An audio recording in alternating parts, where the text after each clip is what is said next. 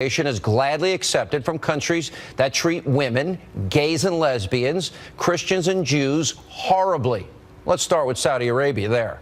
Anyway, here with reaction, the author of the best-selling book Treason, former Speaker of the House, Newt Gingrich. Mr. Speaker, your reaction to James Comey today and what he has ignored up to this point. And we don't hear a word about pay-to-play or the Clinton Foundation or any of these things. So is the voters supposed to go into the ballot box blind? Look, corruption, once it gets settled in, is like a cancer. It just keeps growing and spreading. So you have the Attorney General meeting, as you pointed out, with the former president in a very private meeting on an airplane in a very suspicious way.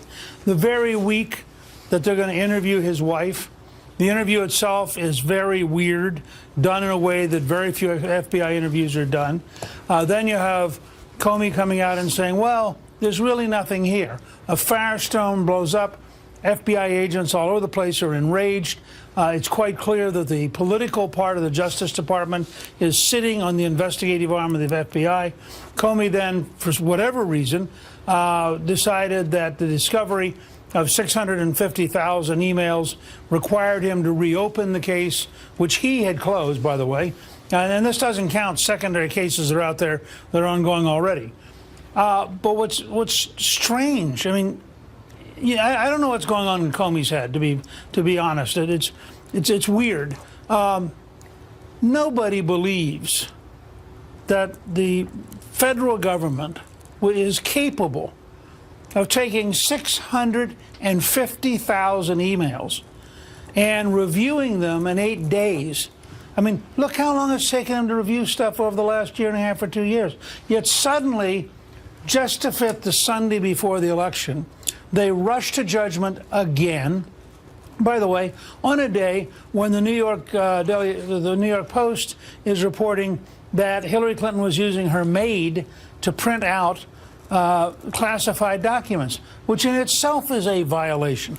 On a day when we're learning that Chelsea Clinton and her husband were apparently inappropriately using the Clinton Foundation resources, and that's Doug Band who's writing that. That's Clinton's guy who's writing that. I mean, this isn't stuff outsiders are making up. So you have all of these additional pieces of corruption, pieces of dishonesty, pieces of violating the law. And in that setting, Comey decides that 2 days before the election, he should announce what? I mean, that there's nothing in the 650,000 emails? Well, I have a simple test for him. If there's nothing there, release them in the morning. I mean, if there's nothing there, why can't the American people see all of this nothing? Why do we have to rely on the totally flawed judgment of an FBI director who I think, sadly, and I say this sadly, is going to go down in history as the man who broke the prestige of the FBI. Here, think about how profound this is on so many different levels, Mr. Speaker. She erased 33,000 emails. She made the decision to erase them. They wanted nobody to see them so bad. They didn't wipe them with a cloth. They acid washed it with bleach bit and got rid of it so nobody could recover it. Then we know specifically things were done. Again, these were under subpoena. Then we know it was on an unclassified, it was on an unprotected server. Now we're told a 99% chance 5 foreign intelligence agencies, hacked into this. I would assume Russia, probably the Iranians, probably the Chinese. The Romanians seem to be able to hack into things. Did anybody feed it to ISIS? Who else might have access to these emails? But isn't all of this obstruction and then the multiple lies to the American people? Here we are 2 days before Election Day. Can she win? Being a congenital, pathological liar? She can win. Well, I mean, you have most of the elite media desperately trying to prop her up, desperately trying to overstate what Comey said today, desperately hoping they can shove her over the finish line. You have clearly she's in trouble in Michigan. That's why they're going back there. She's in trouble in Philadelphia and in Pennsylvania. They're underperforming in North Carolina. They're underperforming in Florida. As you know, Nevada may be one of their bright spots. We don't know yet. But Colorado seems to be moving towards Trump, right? From what I'm seeing in Colorado. I was just in Colorado Thursday. It's clearly moving. Yeah. Yeah, I think Well, Colorado's let's moving go towards to Trump. I think, by the way, I'm talking to you from Wisconsin, Yeah. And I've been talking with people in Wisconsin and Minnesota. They're both moving.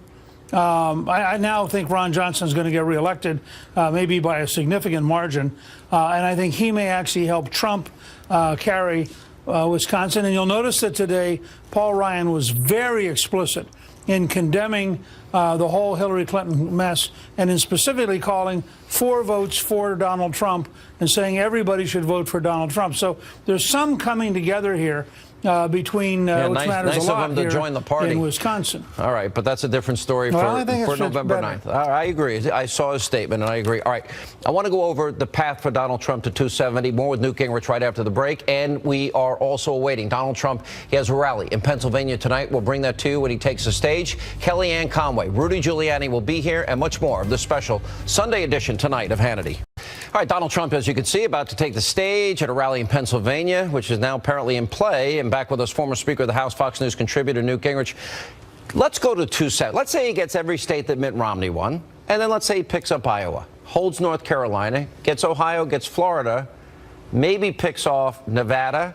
If he can't, some reports out there, some well-known pollster there says there's no chance. All right, but Colorado may be in play. And then if he gets New Hampshire and Maine's 2nd congressional district, well, if he got Colorado, that's 3 more electoral votes than Nevada, he'd get to 270. And Michigan and Pennsylvania, do you really believe they're in play? Do you really believe potentially Minnesota's in play? I believe potentially Minnesota, where Trump beat Hillary in a statewide high school poll that involved over 77,000 students, and where he was running up crushing margins in rural Minnesota and northern Minnesota. Close and I were driving across Wisconsin today with her mother, and I can tell you that in rural Wisconsin, we're seeing 30 or 40 Trump-Pence signs and Ron Johnson signs for every single Hillary Clinton sign. I think we only saw 3 Hillary Clinton signs in a 2-hour drive in rural Wisconsin. So part of this is going to be a question of do the cities turn out? If, in fact, they cannot get African Americans in Milwaukee or in Minneapolis or in Florida to turn out in the Barack Obama-sized numbers, then I think Hillary has an enormous problem on Tuesday. But I want to make one side note for a second that's really important to recognize here. For all the people who are never Trump and all the people who spent all year yelling at you and me and what a disaster Trump's going to be, everybody now agrees he's going to get more electoral votes than Mitt Romney, period. I mean, even if he doesn't quite get there, he's going to be bigger and stronger and get more votes than Mitt Romney, period. So he's already an enormous force in American politics. I believe the momentum is with him. I believe it's with him in Michigan. I think that Pennsylvania is very tough, frankly, because the Democrats will steal Philadelphia. If they could get an honest count in Philadelphia, I think that Trump will win. I think that he's going to win North Carolina. I think he's going to win Iowa. Clearly, he's going to win Iowa. Ohio.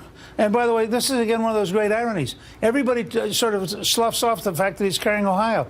Ohio was at one time the swing state. Mm-hmm. Now, of course, it's for Trump, so it can't be the swing state, because if it was the swing state and it was for Trump, that would mean he's winning. I'd also point out to you that.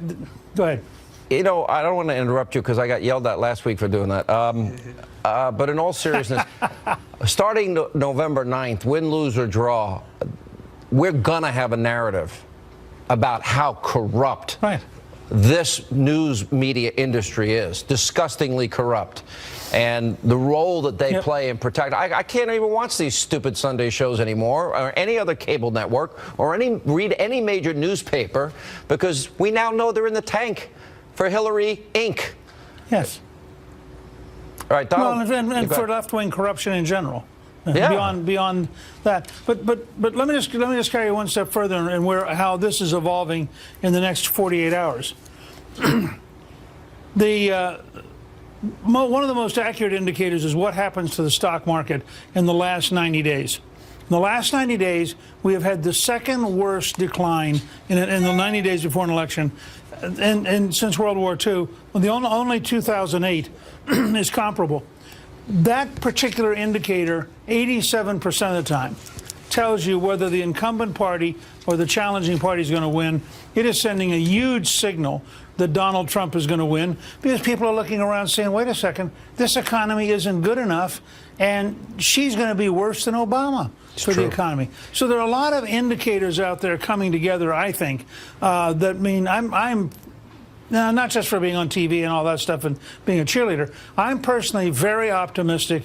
I think the odds are at least 2 out of 3 that Trump's going to win, and I think this is going to be one of the most exciting election nights of my lifetime.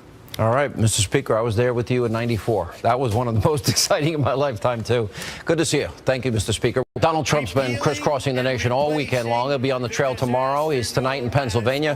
When we come back, we'll go back to the speech. We'll also get reaction from Trump's campaign manager, Kellyanne Conway. We'll look at the electoral map. We'll also check in with Mayor Giuliani about James Comey and more on this special Sunday edition of Hannity. Straight ahead.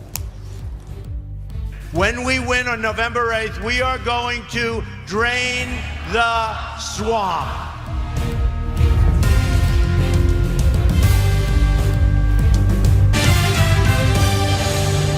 Going out and voting, it's your last chance. It's your last chance to make our country truly, truly, truly great.